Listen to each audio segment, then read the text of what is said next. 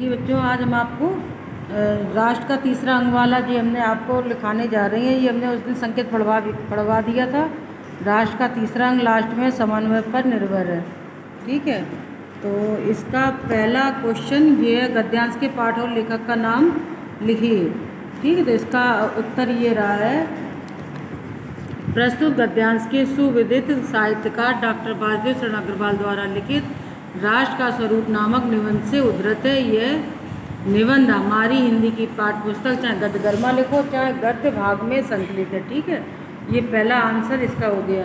अब इसका दूसरा है, रेखांकित अंश की व्याख्या कीजिए। तो रेखांकित अंश आपकी 4 लाइनें ये हैं, इसका अर्थ ये रहा है। ठीक है, संस्कृति और मनुष्य एक दूसरे के पूरक होने के साथ साथ एक दूसरे के लिए अनिवार्य भी है। एक के ना रहने पर दूसरे का वृक्ष दूसरे का अस्तित्व ही समाप्त हो जाता है। इसलिए तो कहा जाता है कि जीवन रूपी वृक्ष का फूल ही संस्कृति है। इसका अर्थ हमें लिखाते समय बताई दिया, समझा दिया। अर्थात किसी समाज के ज्ञान और उस ज्ञान के आलोक में किए गए कर्तव्यों के सम्मिश्रण से जो जीवन शैली उभर के या सभ्यता विकसित होती है, वही संस्कृति है।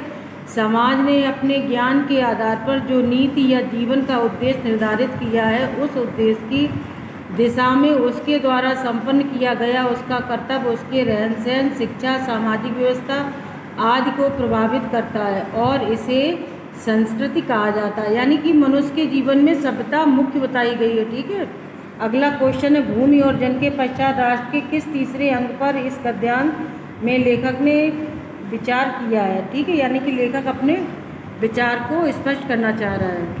क्या विचार स्पष्ट किए वो देखिए आप। इस गद्यांश में लेखक ने भूमि और जन के पश्चात राष्ट्र और तीसरे अंग संस्कृति पर विचार किया है। संस्कृति माने सभ्यता होती है, अगर मात्रा नहीं लगाओगे तो जी भाषा बन जाएगी। ठीक है, अगला क्वेश्चन आपका है, घा।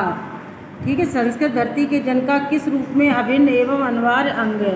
तो इसका अर्थ है संस्कृत धरती पर निवास करने वाले जन का उसी प्रकार से अभिन्न एवं अनिवार्य अंग है जिस प्रकार से जीवन के लिए श्वास प्रश्वास अनिवार्य, यानी कि जीवन में श्वास की आवश्यकता होती है, यानी श्वास लेना और छोड़ना, उसी तरह से जीवन के लिए संस्कृत भी आवश्यक है। अगला क्वेश्चन आपका है, बिना संस्कृत के ही जीवन जन की कल्पना संबंध मात्र, इस पंक्ति का भाव स्पष्ट कीजिए। तो इसका उत्तर ये रहा है, बिना संस्कृत के जन की कल्पना संबंध मात्र है। इस पंक्ति में निहित भाव यह है, जिस प्रकार से मस्तिष्क से रहित, यानी कि बिना शरीर के, बिना सिर के धड़ होना। ठीक है, बिना मस्तिष्क के शरीर होना, तो उससे कोई शरीर नहीं कहेगा। मस्तिष्क से रहित धड़ को व्यक्ति नहीं कहा जा सकता, अर्थात मस्तिष्क के बिना मनुष्य की कल्पना नहीं की जा सकती है। उसी प्रकार संस्कृत के बिना मानव जीवन की कल्पना नहीं की जा सकती। इसमें 6 क्वेश्चन है, वैसे 5 आती है, इसमें 6 है।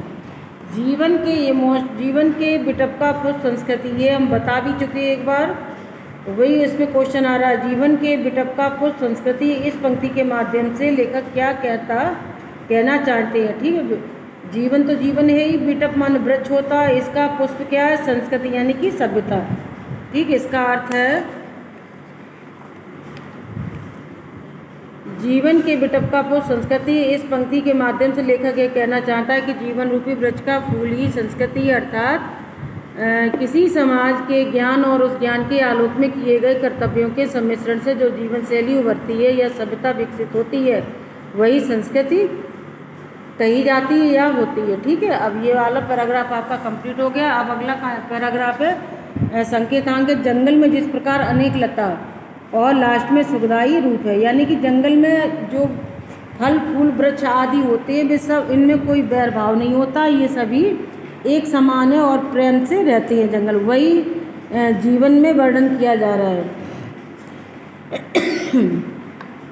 इसका पहला क्वेश्चन आता है, प्रस्तुत गद्यांश के पाठ और लेखक का नाम लिखिए। तो इसका उत्तर इसका वही रहेगा। ठीक है, प्रस्तुत गद्यांश के सुविदित साहित्यकार, सुप्रसिद्ध या सुविदित भी लिख सकते हो, साहित्यकार डॉक्टर वासुदेव शरण अग्रवाल जी हैं। पाठ का नाम राष्ट्र का स्वरूप है। ये एक ही पाठ इसलिए एक ही वो रहेगा, ठीक है।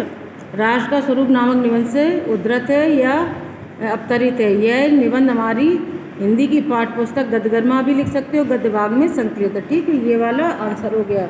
अगला क्वेश्चन है रेखांकित अंश की व्याख्या कीजिए। तो रेखांकित अंश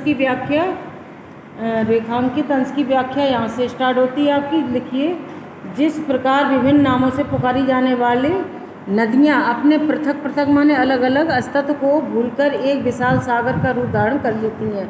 यानी कि जब तक ये अलग होती तब तक नदियाँ बोली जाती, जब एक सम्मिलित हो जाती तो वो सागर बन जाती हैं।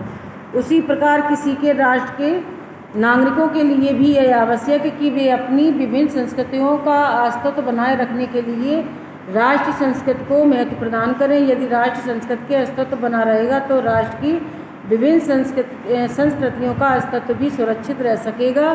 और अतः राष्ट्रीय संस्कृति अथवा राष्ट्र के अस्तित्व के लिए भाषा, धर्म, जाति, संप्रदाय आदि पर आधारित भेदभाव को विस्मृत कर देना चाहिए, यानी भुला देना चाहिए, और पारस्परिक सौहार्द एवं विविधता में एकता की भावना का परिचय देना चाहिए। इस प्रकार की समन्वयात्मक भावना के परिणाम स्वरूप ही किसी राष्ट्र के नागरिक सुखद जीवन व्यतीत करने में सफल हो सकते हैं। ये इसकी व्याख्या हो गई। अगला क्वेश्चन इसका है, जंगल में लता वृक्ष और वनस्पति किस अदम्य भाव के कारण अविरोधी स्थिति प्राप्त करते हैं।